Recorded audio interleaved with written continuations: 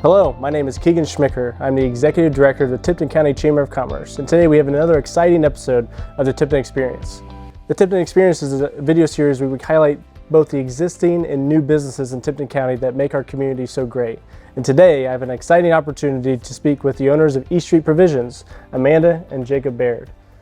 Jacob, I'm going to start with a question about Groomsville popcorn and educate us on where did Groomsville popcorn come from? Yeah, so our family is a fifth generation farm. We grow corn, soybeans, sweet corn, popcorn, pumpkins, all sorts of things. And actually in the 80s, our family used to grow for Orville Redenbacher. Really? And shipping out and all that. And whenever I was in college, I was thinking of ways to vertically integrate the farm.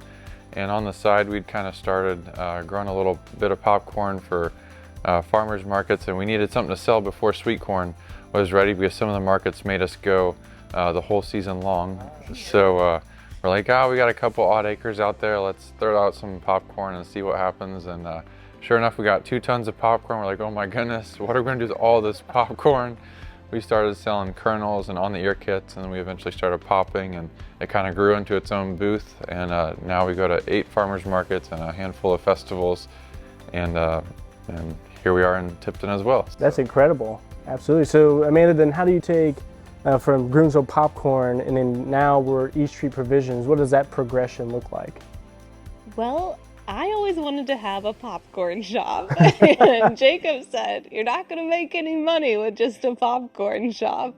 So then as we were looking here in Tipton, we really needed to expand our popcorn kitchen. We needed more space. And this opportunity came up to purchase the building where we are sitting now. And as we were looking at this space, it was bigger than we had initially intended as far as the kitchen side goes and for popcorn. And we thought, well, we can do coffee. I am a huge coffee lover, and I know how to do that very well, I think. So I'm like, we'll have coffee. And then we've been doing a food booths down at the Carmel Christkindle Market for the past now 5 years. And with that, we thought, well, let's have a lunch vibe. I think that we could really add and bring to that community in Tipton. We love that people come here and are sitting with their friends, or, if someone else walks in, they're like, hey, how's it going? And so we just had this idea of doing like lunchtime bites. So we do paninis, the soups, the salads, pizza coming soon. And then we've really been able to add on with our local marketplace as well. So you talk about the local marketplace. So do you two have like personal relationships with the vendors that are over here on this wall? Absolutely, yes, we do. Actually, we sell local milk from our friends, Kyle Becker and his wife. They have a farm, and the milk comes from them, as well as Amazing Hazel is a company that we sell over there, and that's one of our good friends too. So everything that you see at our local marketplace has really been curated from all of our vendor friends down in the Indianapolis area that we attend farmers markets at. Fantastic. And so Jacob, when we talk about East Street Provisions and the word provisions, and Amanda sort of highlighted the introduction of coffee and sandwiches and pizza, popcorn of course is on display here and produced here. So were the farmers markets that opportunity for you to test these products out? Was that your opportunity? Yes, it really gave us a chance and an opportunity to try some new concepts, try some new ideas, kind of get some good feedback, see how they go there. And then we've had an opportunity to find out which ones are really good, work well, and we're bringing them here to Tipton. So it's kind of a mishmash of things that we love and we thought the community would enjoy as well. Well, certainly I think the response has been that, right? The community has really enjoyed East Street Provisions thus far. And so Amanda, you highlighted having some love of coffee. And as a coffee lover myself, it'd be a bit dangerous for me to work here maybe because my consumption would increase dramatically. But where does that passion come from for coffee? Absolutely. So when I was in college, I went to Purdue University, but I had an opportunity to study abroad for about 5 months. I was in Dublin, Ireland. Fantastic. I went to the University College of Dublin. And of course, being in Europe, it's so easy to travel like once you're there. And we would go to Italy and Germany and France, and espresso is huge there. They don't even believe in necessarily drip coffee or just a black coffee. Interesting. So I was having all of these espresso based drinks and these flavors, and that really truly developed my love for it. And then coming back here and always wanting to open a coffee shop and popcorn shop. So in essence, I guess with provisions, I've been able to do that. Yeah, fantastic. So the last question I really have while we're sitting in the interview is really about these tables. And I know that was not the original plan. Is that correct? That is absolutely correct. Yeah, we had tables on order, and we really wanted to open the store. Like we wanted to get here into the community. And so we opened, and then we found out about probably a month before. They kept saying, your tables are coming, they're coming, they'll be here. And they never arrived. So we ended up opening the shop, and we just had a couple of kitchen tables, like from your parents' house, and some other tables from the foundation. And as we were seeing people come in, they really loved the kitchen tables. Sure.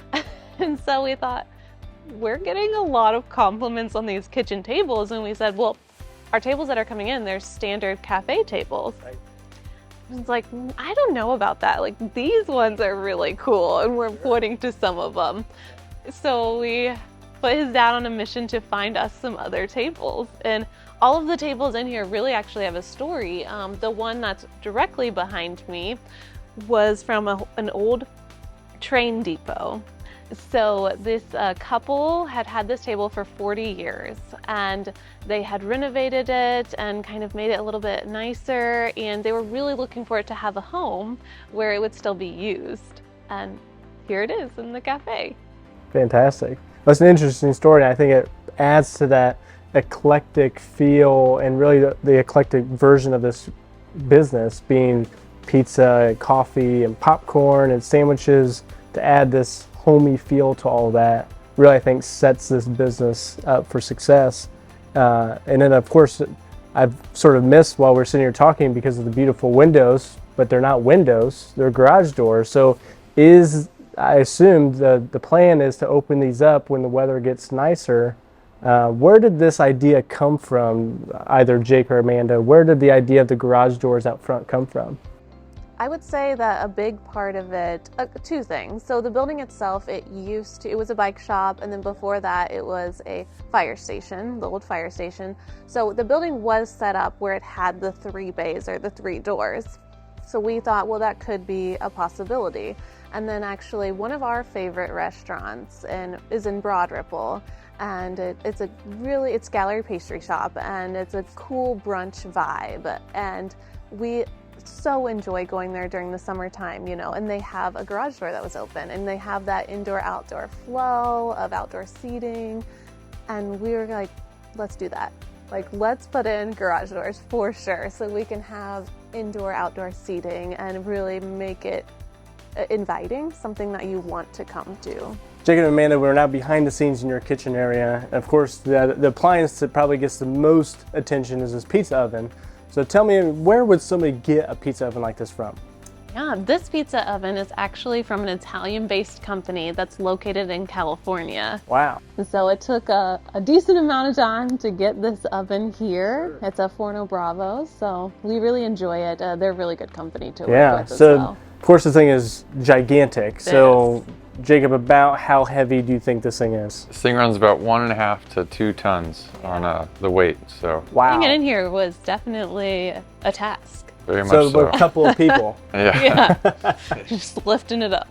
And then what is the heating source? I mean, there's gas, there's wood, there's probably charcoal like what is the heating source for it? So we'll probably do a combination of wood and gas for this Really? guy. So Yeah, this oven allows us to do either, and as far as temp too, it can get up to what? 900. 900 degrees. 900 I mean, if we degrees. chose to, Sure. but yeah, it has the ability. So you guys specialize in a thin crust, or what type of crust are you guys? Yeah, I would say definitely on the thin crust side. Down at the Chris Kendall Market, it's more almost like a flatbread base. Oh. It's a special kind of gel because Sure. that's Flammkuchen. So maybe we'll have to do like a Flammkuchen night here, Sure. so we can give you some German style pizza. But day to day, as you would come in, it would be more of a thin crust. Yeah, and so is it easy to assume that pizza, by the time this video is published, we are going to have pizza served at E Street Provisions? I was just talking to the gentleman who's going to install the flue, so he'll be here next week. So hopefully soon. Odds are I good. don't know. Yeah. Jacob is a lot more optimistic than me. We got some pizza parties we have to do with our team. Thank you for joining us for another episode of the Tipton Experience video series. Next time, we'll be taking a close look at RE/MAX and New Realty here in Tipton. Until then, stay thirsty, Tipton.